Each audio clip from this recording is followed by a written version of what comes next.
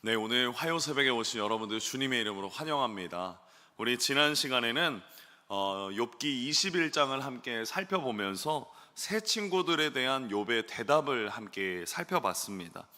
욥의 친구들이 말하는 그 모든 주장의 가장 근본적인 원리는 항상 인과응보라는 원리였습니다. 이것은 곧 선한 행위를 하면 선한 결과를 낳고 악한 행위를 하면 악한 결과를 낳는다라는 이 인과응보의 근거였습니다. 그런데 이때 21장에서 욥은 자신이 보았던 현실에 대해서 친구들에게 이렇게 말했습니다. 7절 말씀 우리 함께 합독하겠습니다. 어찌하여 악인이 생존하고 장수하며 세력이 강하냐. 욥이 보았을 때 악을 심어서 악한 행동을 그래서 악한 결과를 낳아야 되는 악인은 어떻게 되었다라고 말합니까? 생존하고 장수하며 세력이 강하냐라고 말합니다.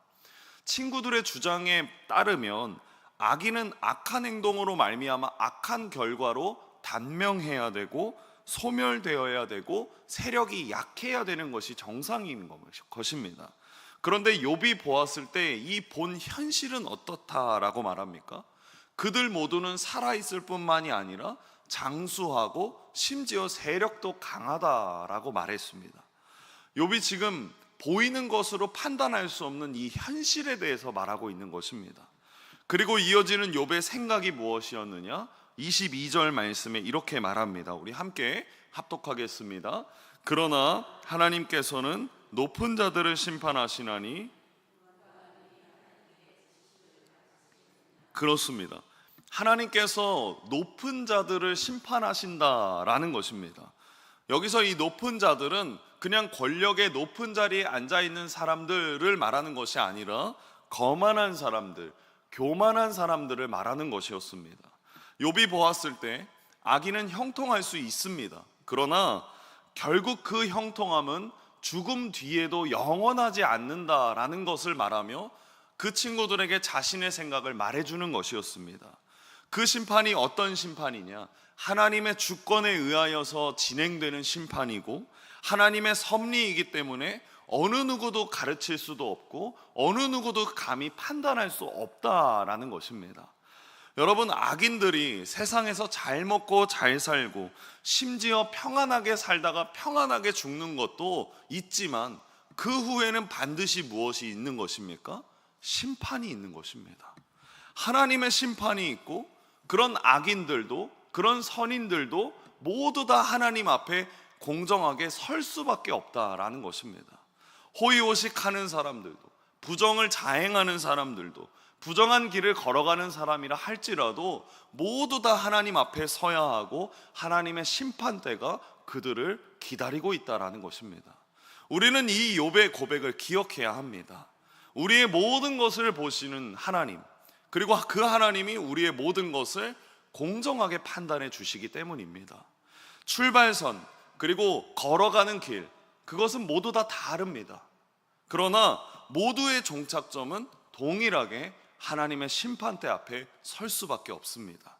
하나님의 심판을 생각해 보면 불합리해 보이는 것들도 불공평하게 보이는 것들도 하나님 앞에서 모두 해결됩니다.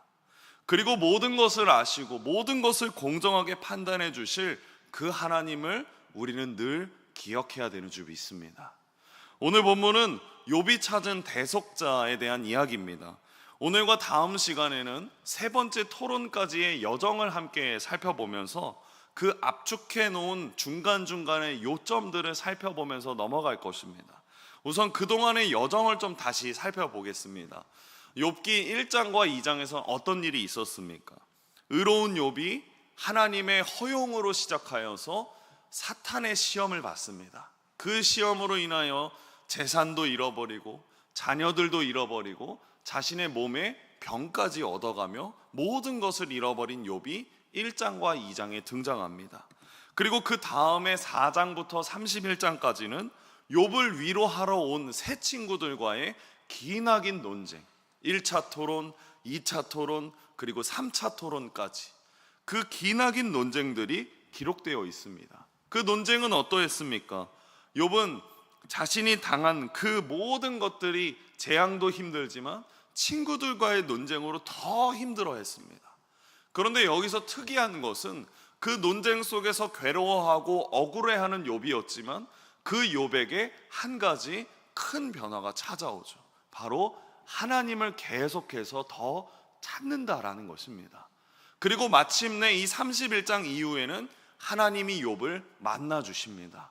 우리는 다음 시간까지 그 기나긴 여정을 압축해 놓은 요점들을 오늘도 살펴보고 다음 시간 살펴보고, 그리고 그 이후에 그 다음 시간에는 하나님이 만나 주시는 욥을 함께 찾아볼 것입니다.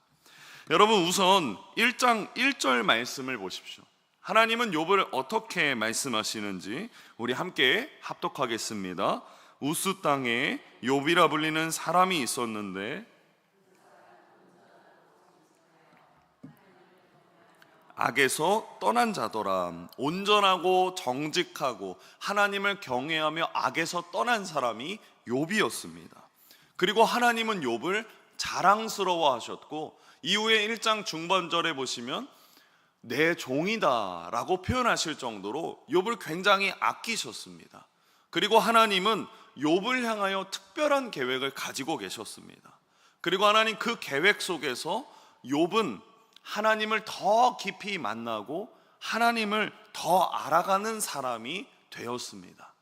하나님이 원하시는 것은 바로 이것이었습니다.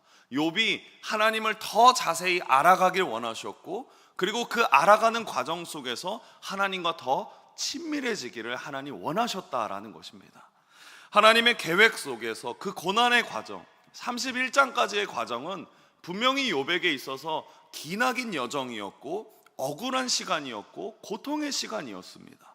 자녀와 재산을 모두 잃어버렸고, 심지어 자신에게는 병까지 얻었고, 심지어 위로하러 온 자신의 제일 친한 친구들은 정죄하고 판단하는 그 시간을 모두 다 견뎌야 했던 욥이었습니다. 그래서 욥은 그 과정 속에서 하나님을 더 찾아갑니다. 9장 33절 말씀에 이렇게 말합니다. 우리 함께 9장 33절 말씀 합독하겠습니다.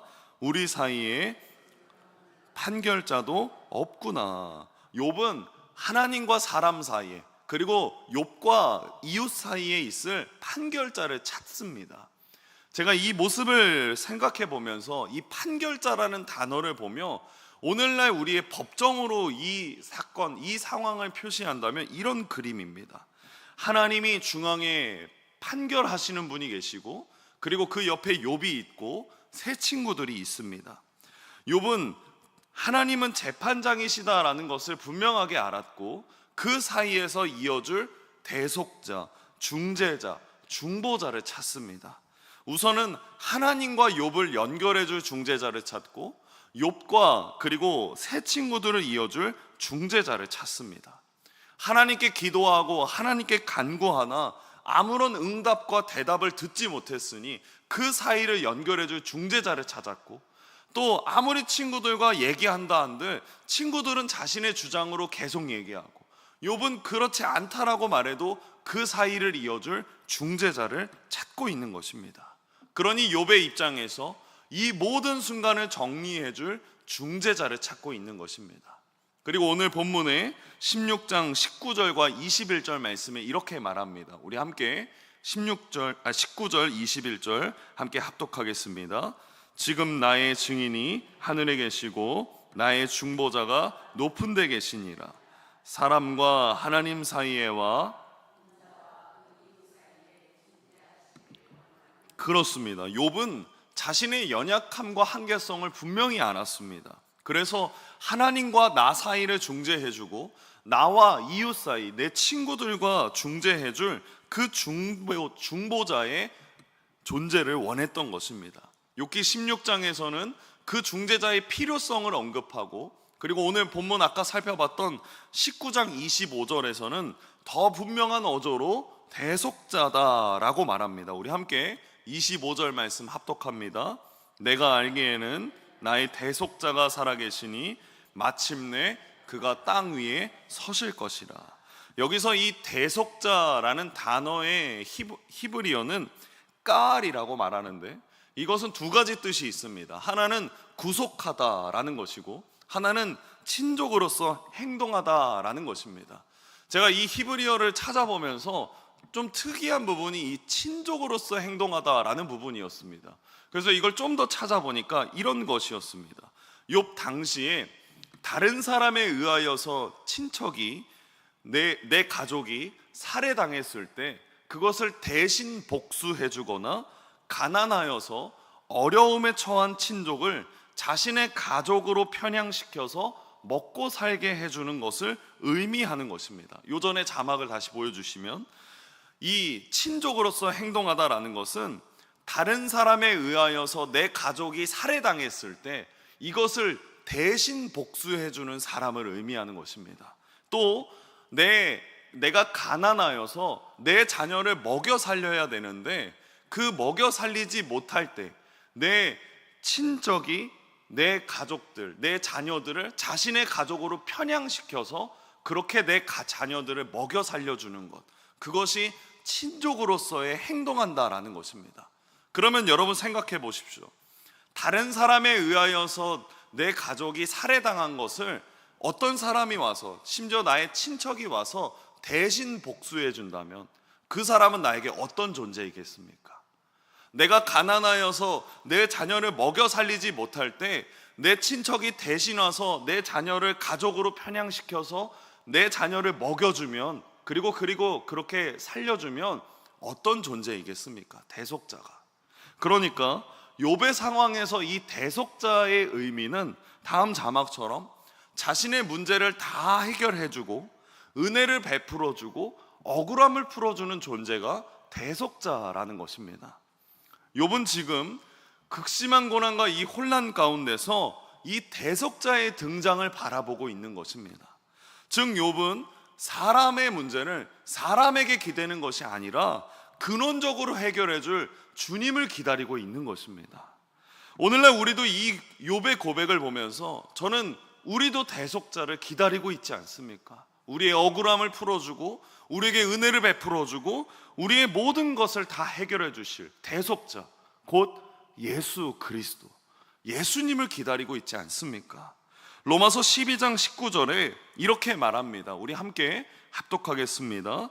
내 사랑하는 자들아, 너희가 친히 원수를 갚지 말고 하나님의 진노하심에 맡기라. 기록되었으되 원수 갚는 것이, 그렇습니다. 이 욥의 고백처럼 우리가 이 세상에 때때로 불이익을 당하고 억울한 일을 당하여도 항상 모든 것을 우리 주님께 맡길 수 있어야 합니다. 우리 주님은 모든 억울함과 슬픔을 다 아시는 분이십니다. 그리고 아실 뿐만 아니라 직접 갚아주시고 직접 행하시고 완벽하게 일해주시는 분이 우리 주님이십니다. 저와 여러분 안에 분노가 있다면, 슬픔이 있다면 욥이 대속자를 찾는 것처럼 우리도 주님을 간절히 찾아야 될 줄 믿습니다. 그리고 그 주님은 올바르게 판단해 주시고 심판해 주시고 무엇보다 우리 대속을 위하여 주님은 우리 예수님을 우리에게 보내주셨습니다. 주님은 이렇게 말씀하셨습니다. 5장 44절 말씀에 우리 같이 함께 합독하겠습니다. 나는 너희에게 이르노니 너희 원수를 사랑하며 너희를 박해하는 자를 위하여 기도하라. 예수님은 우리에게 말씀하셨습니다. 원수를 사랑하고 박해하는 자를 위하여 기도하라 라고 말씀해 주셨습니다. 주님이 이렇게 말씀해 주신 이유는 이것이 우리에게 유익한 일이 되기 때문입니다. 또한 마가복음 10장 45절에 이렇게 말합니다. 우리 함께 합독하겠습니다. 인자가 온 것은 섬김을 받으려 함이 아니라 도리어 섬기려 하고 자기 목숨을 많은 사람의 대속물로 주려 함이라. 주님은 우리에게 섬김을 받으려 온 것이 아니라 도리어 섬기러 오셨고 자기 목숨을 많은 사람의 대속물로 오신 주님이십니다. 우리는 이 원리를 기억하면서 대속자이신 주님을 기억하고 그리고 대속자이신 주님을 신뢰하고 우리는 섬길 줄 아는 사람이 되어야 될 줄 믿습니다. 특별히 욥이 대속자를 찾았던 것처럼 오늘 이 화요일에도 우리도 주님을 찾기를 소망합니다.